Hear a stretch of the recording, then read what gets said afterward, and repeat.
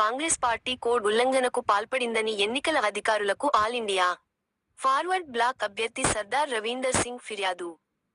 Case నమోదు చేసి చర్యలు తీసుకోకుంటే న్యాయపోరాటం చేస్తానని హెచ్చరిక. ఎమ్మెల్సీ ఎన్నికల్లో కాంగ్రెస్ కోడ్ ఉల్లంఘనపై న్యాయ పోరాటం చేస్తానని కరీంనగర్ని, జామాబాద్, ఆదిలాబాద్, మెదక్ పట్టభద్రుల ఎమ్మెల్సీ ఆలిండియా ఫార్వర్డ్ బ్లాక్ అభ్యర్థి సర్దార్ రవీందర్ సింగ్ స్పష్టం చేశారు. నామినేషన్ సందర్భంగా కాంగ్రెస్ నేతలు మంత్రులు కోడ్ ఉల్లంఘించారని వారిపై కేసు నమోదు చేసి చర్యలు తీసుకోవాలని కరీంనగర్లో డిమాండ్ చేశారు. అలాగనే మీ అందరికి కూడా పాదాభివందనాలు. ముఖ్యంగా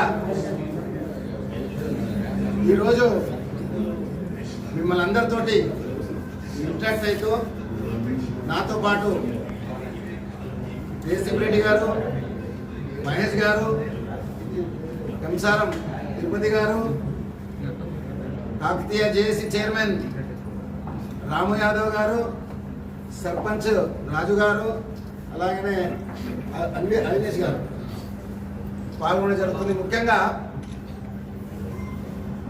75 సంవత్సరాలైంది స్వతంత్ర భారతదేశం వచ్చి. మొన్ననే మనం చాలా గొప్పగా ఉత్సవాలు జరుపుకున్న 75 సంవత్సరాలే. ఆ ఉత్సవాలు ముగించినాయి. దాని తర్వాత ఎన్నికల వాతావరణం స్టార్ట్ అయింది. అంబేద్కర్ గారు చాలా చక్కగా చెప్పారు, కుల పునాదులపై ఒక జాతిని కానీ ఒక నీతిని కానీ నిర్మించలేమన్నారు. ఎస్, నాది సంఖ్యా పరంగా చిన్న కుటుంబం, చిన్న క్యాస్ట్, ఐఎమ్ వెరీ స్మాలెస్ట్ క్యాస్ట్కి సంబంధించిన ఓట్లు చాలా తక్కువనే కావచ్చు నాకు.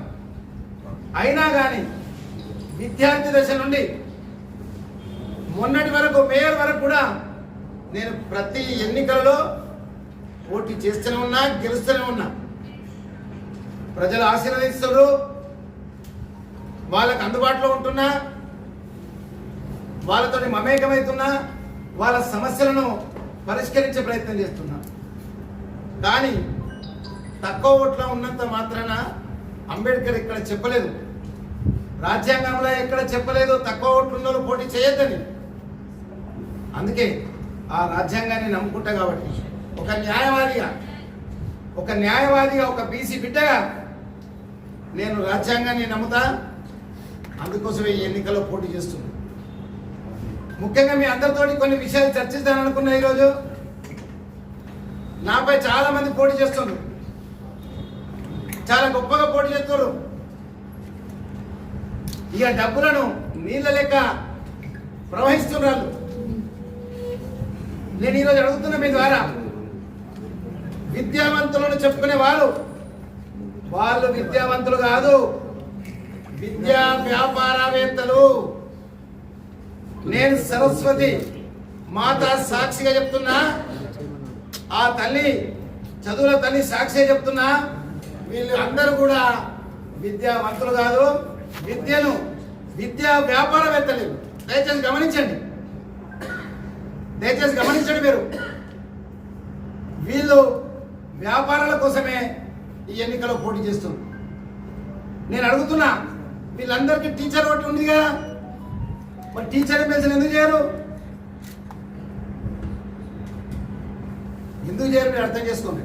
ప్రభుత్వ టీచర్లు వీళ్ళని తొక్కుతారు కాబట్టి, వీళ్ళను తొక్కుతారు. నేనేమంటున్నా అంటే, ఈ వ్యాపారవేత్తలు ఇంకెన్ని రోజులు లేదు. నేను మొదటికెళ్ళి చిన్నప్పటి నుంచి విద్యార్థి దశ నుండి రాజకీయాల్లో ఉన్నాను. నేనేదో రాత్రి వచ్చే కరీంనగర్లో ఇల్లు కిరాయి తీసుకోలే, నేను రాత్రి వచ్చి తెల్ల షర్ట్ వేసుకోలే, నేను రాత్రి వచ్చి ప్రచారం చేయలే. చిన్నప్పటి నుంచి ప్రజలతో మమేకమైన, ప్రజల దీవెన తీసుకుంటున్నా, ప్రజల ఆశీర్వచన తీసుకుంటున్నా. ఒక్కసారి ఆలోచించండి మీరందరూ కూడా దయచేసి. ముఖ్యంగా చాలా సందర్భాల్లో చెప్తూనే ఉన్నా, ఈరోజు ఎన్నికలు కాషాయం కార్పొరేట్ కు సంబంధించిన వాళ్ళతో జరుగుతున్నాయి. అందరూ కూడా కార్పొరేట్ లెవెల్ బిజినెస్ వెళ్ళలేదు. అందరూ కూడా నేను అడుగుతున్నా, ఈరోజు ఈ కార్పొరేట్ వ్యవస్థ వాళ్ళను ఈ ఎన్నికలలో ఎవరన్నా ఒక్కరు ఇటు కాంగ్రెస్ పార్టీ కానివ్వండి, ఇటు బీజేపీ కానివ్వండి, ఇటు బీఎస్పీ కానివ్వండి, ప్రమాణం చెప్తున్నా వీళ్ళు డబ్బులు ఇవ్వకుండా మాత్రం టికెట్ తీసుకొచ్చుకోలేదు. డబ్బులు ఇచ్చినాకనే మీరు టికెట్ తీసుకున్నారు. మరి ఇది నిజం కాదా? ఇదే నరేంద్ర రెడ్డిని ప్రమాణం చేయమనండి. నేను రూపాయి ఇయ్యలే. ఒక మంత్రి ఏమో మావాడు, మాకు దగ్గరడు, మాకు చుట్టమని ఉత్తమ్ కుమార్ రెడ్డి తిరుగుతాడు. ఇంకో మంత్రి ఏమో నాకు దగ్గరడు, నా కులస్తుడు, ఇక్కడ ఇప్పేయాలి కదా అని ఆయన తిరుగుతాడు. మరి ఈ మంత్రుల మధ్య ఏంది పోటీ? డిసైడ్ చేసుకోవాలి. మంత్రులు కాంగ్రెస్ పార్టీకి చేస్తుండ్రా, కులాల పార్టీకి చేస్తుండ్రా, డిసైడ్ చేసుకోవాలి దయచేసి. మీరు డిసైడ్ చేసుకొని ముందుగా కాంగ్రెస్ పార్టీలు ఎవరు ఓటు వేసినా సరే, నేను ఈరోజు చెప్తున్న మీతోటి నరేందర్ రెడ్డికి వేసినా అది కాంగ్రెస్ పార్టీకే పోతుంది ఓటు. హరికృష్ణ వేసినా అది కాంగ్రెస్ పార్టీకే పోతుంది ఓటు. ఇంకెవరు గెలిచినా కానీ కాంగ్రెస్ పార్టీ గడపదో కట్టలు వీళ్ళు.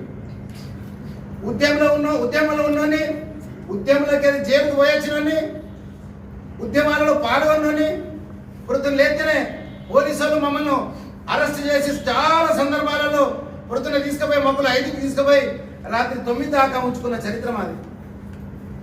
ఎన్నడూ భయపడలేదే.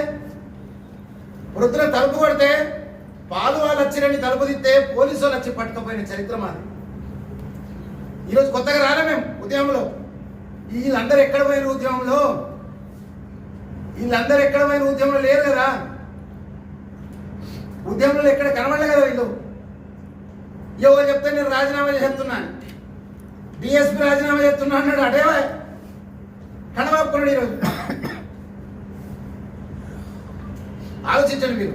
ఎటు చేసినా కానీ అది కాంగ్రెస్ ఖాతాకి. కాంగ్రెస్ పార్టీ ఆలోచన ఏందో మీకు చెప్తా. ఎక్కడా కట్టినా పర్లేదు కానీ మన తొట్టిలో చీనాలి, మన తొట్టిలో చీనాలనే కార్యక్రమాలు వాళ్ళ కార్యక్రమాలు అవి. అందుకే ఈ హరికృష్ణ పంపించారు. ఎమ్మెల్యేలు మంత్రులు కలిపి గొప్ప బీఆర్ఎస్ టికెట్ తీసుకో, గెలిచాక మన దాంట్లో రావచ్చు.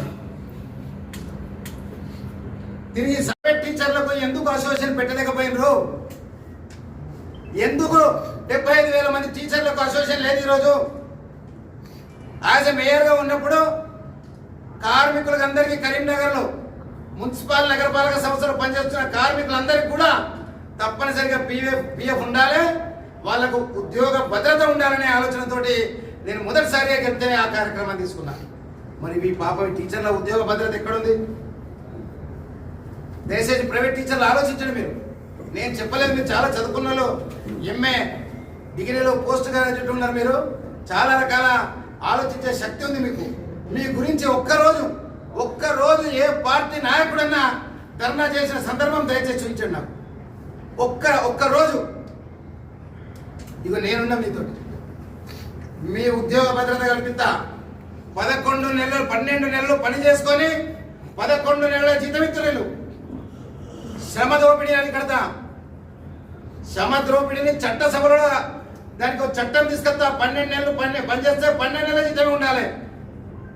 ప్రైవేట్ టీచర్లకు ఎక్కడ హాలిడేస్ ఇవ్వరు. అన్ని జనరల్ హాలిడేస్ కూడా వాళ్ళకి అప్లికేబుల్ కావాలి. ఇవి ఎవరు మాట్లాడలే. నేను మీతో షేర్ చేసుకుంటున్నా ఈరోజు. మీ ద్వారా వాళ్ళందరికీ తెలవాలని, ప్రైవేట్ టీచర్లందరికీ కూడా. నేను వాళ్ళ కోసం కూడా కొన్ని కార్యక్రమాలు తీసుకుంటాను. కానీ ముఖ్యంగా చెప్పవలసింది ఏంటంటే ఒకటే,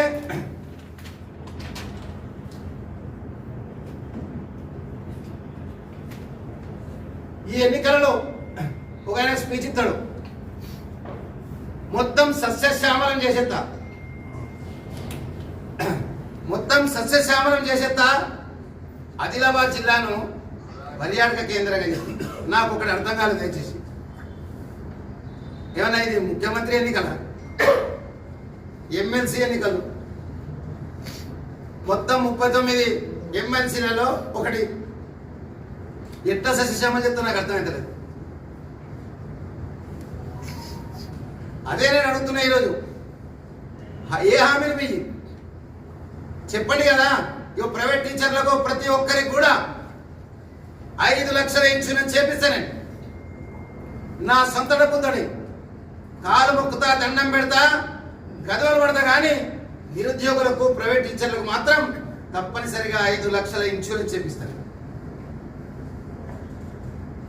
వీళ్ళు ఎప్పుడన్నా ఎక్కడన్నా పుస్తకాలు, ఇంకొక విషయం చెప్తాం మీతోటి, రాజీనామా చేస్తే ఏదో గొప్ప అన్నట్టు. రాజీనామా ఏదైనా క్రైటీరియానా రాజకీయాలకు? ప్రొఫెసర్ కోదండరాం ఈ రకంగా ఫ్లెక్సీలు పెట్టిండా? ఈ రకంగా ప్రచారం చేసిండా? డబ్బులున్న అహంకారం కాదా ఇది? రాజీనామా ఇస్ నాట్ ఏ క్రైటీరియా. ప్రజలతోటి సంబంధాలు, ప్రజాసేవ చేసిన వాళ్ళు ఎక్కడ పోయింది వీళ్ళందరూ? కరోనా వచ్చినప్పుడు ఎవరు కనబడలే? కరోనాలో ఎక్కడ కనబడలే వీళ్ళు.